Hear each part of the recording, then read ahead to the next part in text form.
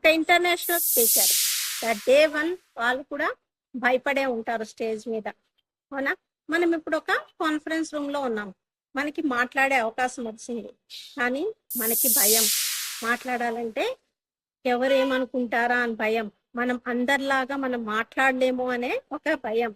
మన చుట్టూ అందరూ కాన్ఫిడెంట్ గా అనిపిస్తూ ఉంటారు, అండ్ నాకు మాత్రమే ఈ డౌట్ ఉంది అనే మనకు ఒక ఫీలింగ్. కానీ ఒక పాయింట్ లో నేను అబ్జర్వ్ చేశాను, అందరికీ సేమ్ ఫీలింగ్ ఉంటుంది, కానీ అందరూ యాక్టింగ్ కాన్ఫిడెంట్ గా యాక్ట్ చేస్తూ ఉంటారు. సో అప్పుడు అర్థమైంది, కాన్ఫిడెన్స్ అనేది ఫీల్ అవటంతో రాదు, యాక్షన్ తో బిల్డ్ అవుతుంది అని.